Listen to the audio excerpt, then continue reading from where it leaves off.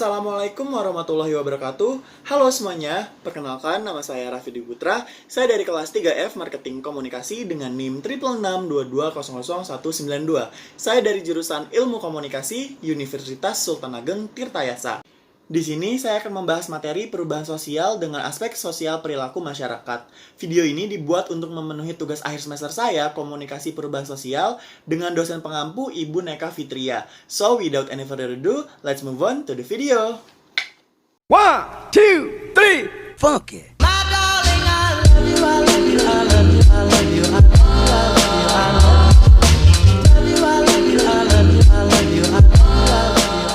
Ngomong-ngomong, ada yang tahu nggak ya kira-kira apa sih yang dimaksud dengan perubahan sosial? Kalau ada yang tahu, boleh banget ya komen di bawah. Nah, jadi yang dimaksud dengan perubahan sosial ini adalah perubahan-perubahan yang terjadi pada peranata sosial suatu masyarakat yang mempengaruhi sistem sosial, meliputi nilai, sikap sosial, dan pola perilaku antar kelompok dalam masyarakat tersebut. Masyarakat selalu bergerak, berkembang, dan berubah. Dinamika masyarakat tersebut muncul dari faktor internal yang melekat pada masyarakat itu sendiri, dan mungkin juga akibat dari faktor lingkungan eksternal. Perubahan sosial telah berdampak besar pada masyarakat, dimulai dengan kemajuan teknologi, penciptaan lapangan kerja, standar hidup yang lebih tinggi dari sebelumnya, dan perkembangan ekonomi itu sendiri. Yang terjadi pada perubahan sosial dalam aspek perilaku sosial masyarakat, adanya komunitas-komunitas tersebut saling terkait dengan perkembangan ekonomi daerah yang bergantung pada kegiatan ekonomi itu sendiri.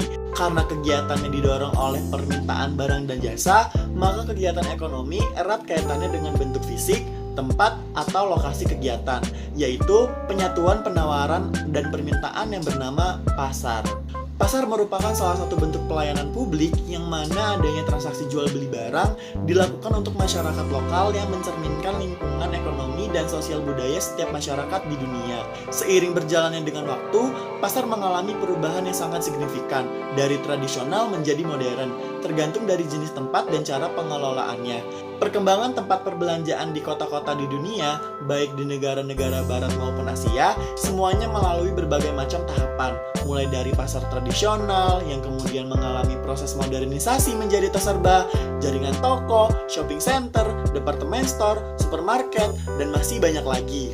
Masyarakat juga mengalami perubahan pemilihan tempat untuk membeli kebutuhan sehari-hari mereka, yaitu terjadinya pergeseran gaya hidup dari tradisional menjadi modern, sehingga menciptakan perubahan pola belanja konsumen.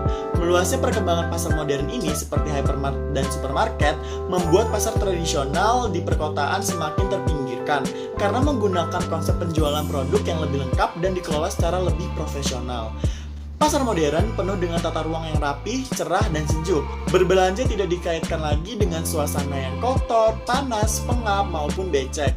Pasar tradisional biasanya hanya dibuka di pagi hari untuk waktu yang terbatas dan tidak buka sampai siang atau malam hari. Ketika kesadaran kesehatan masyarakat meningkat, pengelola pasar tradisional akan sulit memahami tanpa memberikan perhatian khusus pada kebersihan pasar dan fasilitas pasar.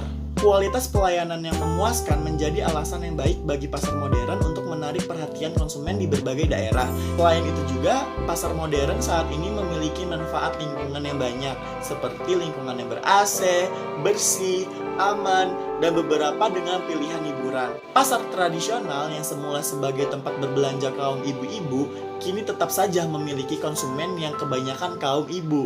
Di sisi lain, pasar modern bukanlah tempat berbelanja bagi para kaum ibu, tetapi para pria, remaja, anak-anak bisa berbelanja sendiri dan mengunjungi pasar modern. Dampak perkembangan pasar modern terhadap keberlangsungan pedagang di pasar tradisional adalah berlakunya undang-undang bisnis. Ketika pasar tradisional tidak dapat bersaing atau melayani konsumen dengan lebih baik lagi dari segi harga, kenyamanan dan produk, kualitas, hal ini itu merupakan keunggulan pasar modern, terutama dari segi harga.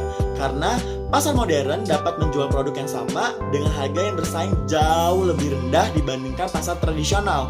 Berkat kemampuannya untuk menerima produk dalam jumlah yang lebih besar dari pemasok, mendapatkan harga beli yang lebih rendah.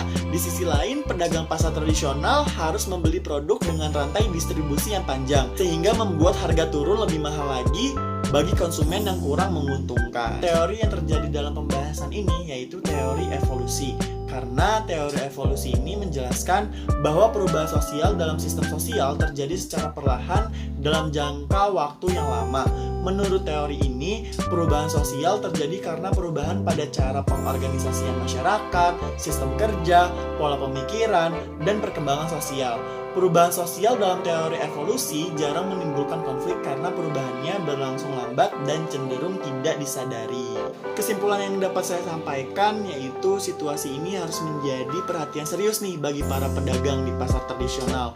Walaupun tradisional, namun tetap menarik nih bagi calon pembelinya. Pedagang juga harus mengetahui bagaimana persaingan tidak hanya tentang kualitas produk dan harga saja, tetapi juga tentang faktor-faktor lain seperti kenyamanan berbelanja dan adanya nuansa khusus nih yang menarik lainnya untuk memuaskan para pelanggan. Kita juga harus bisa melestarikan budaya tradisional dibandingkan yang modern nih, agar tidak lupa dengan keberadaannya. Sekian dari saya, kurang lebihnya mohon maaf jika ada kata-kata yang kurang berkenan. Wassalamualaikum warahmatullahi wabarakatuh.